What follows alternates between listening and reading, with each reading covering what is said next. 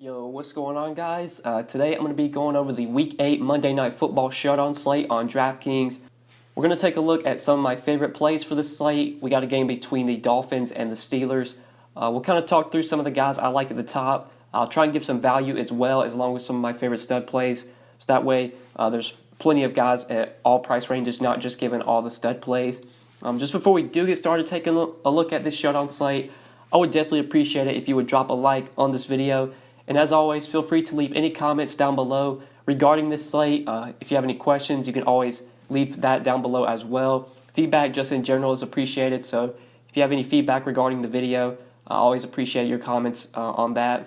And if you are new to the channel, if this is your first time checking out a video on my channel, really appreciate you clicking on the video. Make sure you hit that subscribe button. Also click the notification bell so that way you get notified every time I upload and you'll never miss out on a new video. Definitely would appreciate it if you would do that. But let's go ahead and take a look at the top. So James Conner is the most expensive player on this Showdown slate, and he's definitely the guy that I'm trying to pay up for at the top. He's very expensive in the captain. He's $20,100 as a captain play, $13,400 as a flex play. So this is obviously a smash spot for James Conner at home against a terrible Dolphins defense. He should be absolutely fed in this game. I would be surprised if he sees less than like 18 to 20 carries. I'd say he probably gets 20 carries in this game. The Steelers are 14-point favorites, so you expect them to be playing from ahead in this game. You expect them to have a lead for most of this game. Towards the end of the third quarter, fourth quarter, they're probably going to be running the ball a lot because they're going to have a big lead and they're just going to be trying to kill the clock. So James Conner should get plenty of work in this game. The Dolphins have allowed 160 rushing yards per game this season, which is only second worst to the Bengals, who have averaged who have allowed 161 rushing yards. The Dolphins have one of the worst run defenses in the league. And the only issue with Conner, I think, just the only negative here is that he's so expensive. His price is so expensive that it might be tough to get him in at captain. I was trying to build out a couple of lineups with James Conner at captain, and it was pretty tough to do so. So I'll probably be using him more as the flex play just because of how expensive he is at captain, how much that thins you out with the rest of your lineup by playing him at captain. But I still want to have a lot of exposure to James Conner regardless. He's going to be a workhorse back in this game. It's a great matchup. I think it's a really good spot for James Conner. Now, the next guy we're going to take a look at quarterback. Choosing between the two quarterbacks, I do prefer Ryan Fitzpatrick. Fitzpatrick is $12,600 as a captain play, $8,400 as a flex play. He's like over $2,000 cheaper than Mason Rudolph. So given the savings, I would much rather play Fitzpatrick over Rudolph if I just have to choose between the two quarterbacks. As 14-point underdogs, and like most games the Dolphins play in, you do expect them to be playing from behind. They're probably going to be forced to throw a lot in this game. It is a positive game script for the passing game. I think some of these Dolphins receivers are very appealing because of how much the Dolphins are probably going to have to throw in this game because they will be trailing. And Fitzpatrick actually looked pretty good last week against Buffalo. It was a tough matchup going on the road against the Bills, and he still went for 21.58 DraftKings points. I think he threw for just under 300 yards. Did have a passing touchdown. He also had a rushing touchdown as well. So I think Fitzpatrick could possibly outscore Mason Rudolph, and for $2,000 cheaper, I'll just take the savings, go with Fitzpatrick for so much cheaper than Rudolph. I think both quarterbacks are in play, but if I have to just choose one, especially if I'm trying to pay up for Conner, I'm going to need all the savings I can get to pay up for Conner, so that's why I'm rolling with Fitzpatrick over Rudolph. Devante Johnson, the next guy we're going to take a look at, $11,700 as a captain play, $7,800 as a flex play. So obviously Juju Smith-Schuster is the best wide receiver to target from the Steelers. He's their number one wide receiver. He's their best receiver, and he's going to see probably the most targets. But he's also the most expensive. And if you want to play James Conner, which is something I'm trying to do, it's going to be very tough to get James Conner and Juju Smith-Schuster together unless you're just really punting off the rest of your lineup. So I think dropping down to Devante Johnson makes a lot of sense. He has seen very consistent targets in every game that Mason Rudolph has started. Last week against, can't remember what the matchup was. I believe it was against the Chargers. Mason Rudolph did not start that game. Devante Johnson only got 2 or 3 targets in that game, but Rudolph did not start. In every game that Rudolph has started, I believe Johnson's gotten at least 6 targets. So he's getting some targets. He's playing a pretty large amount of the Steelers' offensive snaps. He is their wide receiver too, behind Juju. So I'd say he probably gets anywhere from 5 to 8 targets in this game. Could possibly go into the end zone or get into the end zone. And he does give you upside as a cheap captain play. Going with him at captain is going to allow you to fit in the studs that you want at the top. I feel like this is definitely a slate where I'm probably going to be going to some of these wide receivers, like these cheap wide receivers like Johnson. The next guy we're going to talk about, even like the Dolphins have a really cheap running back who could be viable for captain. Not saying they're going to be the highest scoring player on the slate, but if they score like 15 to 20 DraftKings points and nobody really goes off, then it could be viable to play them at captain, and then so that way you can fit in the guys at the top. So I definitely like Johnson as a cheap captain play. Obviously, a great matchup against a bad Dolphins secondary. The Dolphins might have Xavier Howard back for this game. He is questionable. Even if he plays, Xavier Howard hasn't really been the shutdown corner that he's been in past years. Xavier Howard will probably match up with Juju if he does play, so take that for what it's worth. But let's go ahead and take a look at the next guy, Devante Parker. This was another one of the cheap receivers I was talking about that I really like. 10,800 as a captain play, 7,200 as a flex play. So he's another lower price captain play that I'll be looking to. I think he does give you plenty of upside here. Going to these cheaper wide receivers, like I said, it's going to free you up salary to pay up for Juju, Connor, etc. Going to these guys at captain is going to allow you to fit in the studs at the top, which is probably the route that I'm going to be taking on this showdown slate. Devante Parker last week against Buffalo with Fitzpatrick at quarterback, he looked really good. He had a productive game. He got 10 targets in that game, went for 5 catches, 55 yards, and a touchdown. Finished with, I believe, 16.5 DraftKings points.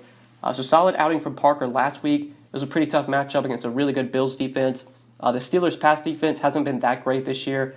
So I think this is a good spot for Parker. I think it's a pretty good spot for the passing game in general for the Dolphins, just because of how much you expect them to be playing from behind and have to throw. He seems to be the guy that Ryan Fitzpatrick is looking to, going to first. Pretty much, I think you can pencil in Parker for 6 to 8 targets. And some of the other Dolphins receivers could potentially be in play. I know Allen Hurns had a decent game last week, had like 8 or 9 DraftKings points. I think he scored last week. I'm not exactly sure, but he's very, very cheap. I believe he's the minimum $200. He could maybe be worth a flyer. You got Albert Wilson, who should see some snaps as well. Obviously, Preston Williams should be on the field as well as the wide receiver too. But if I have to choose one Dolphins receiver, I think Devante Parker is going to be the guy I'm looking to. I feel like he's the safest in terms of projectable volume. He should see the most volume out of all the Dolphins receivers, and I think he does give you the most upside as well. Makes a lot of sense as a cheap captain play. Play him at captain, pair him with Fitzpatrick. That'll probably allow you to fit in Connor, maybe even get up to like Juju or Rudolph as well. But now the next guy we're going to take a look at from the Dolphins side, their running back, Mark Walton, only $9K as a captain play, $6K as a flex play. Another guy you could definitely use as a cheaper captain. So it was announced on Sunday morning that Kenyon Drake is not going to be on the team for this game, or he's on the trade block right now. He will not travel with the team for this game.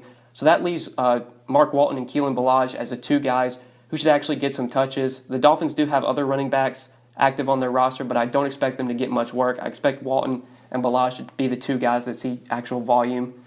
And Walton is expected to be the starting running back, and he will definitely get work in the passing game, which is what we want, because in a game where the Dolphins are most likely going to have to throw a lot, I don't expect Mark Walton to get like 25 carries. But if they are playing from behind and have to throw, Mark Walton will definitely get looks in the passing game. They'll probably throw him some screen passes. Should be used in the passing game quite a bit. And just looking at Keelan Ballage's game log, he hasn't really been seeing a ton of targets this year. So I don't know if they're going to use Ballage a ton in this game, especially if they get from behind. I expect Walton to be the starter to see the most work, and at only 6K in the flex makes a lot of sense as a cheap 6K play, or a cheap flex play, I should say. Could be used as a captain as well, but I'll probably be using him more in the flex. I think I prefer to go to the receivers at captain, the receivers I've talked about earlier. But still, Walton makes a lot of sense just given his price. Should see some more work with Kenyon Drake on the trade block and not going to be on the team for this game, or not traveling with the team for this game. Drake had been seeing a lot of work in the passing game, and Drake had kind of been the pass game or the pass down back so far for the Dolphins. He was getting like 6 to 8 targets a game. There was one game, I believe it was like last week or maybe 2 weeks ago, he got like 9 targets. So with Kenyon Drake, their quote-unquote pass down back gone now, I think Mark Walton's probably going to take over that role and should see first down and second down work as well. I don't expect Ballage to see a ton of volume in general. They really haven't been using Ballage that much, and when they have, it's been like in the goal line. That's all they've really been using him for, is goal line work. So I do like Mark Walton from the Dolphins. But now the last guy we're going to talk about, a cheap flex play I'll be looking to fit in those studs, is James Washington, 3,800 in the flex. I think he makes a lot of sense if you're trying to go for a cheaper play.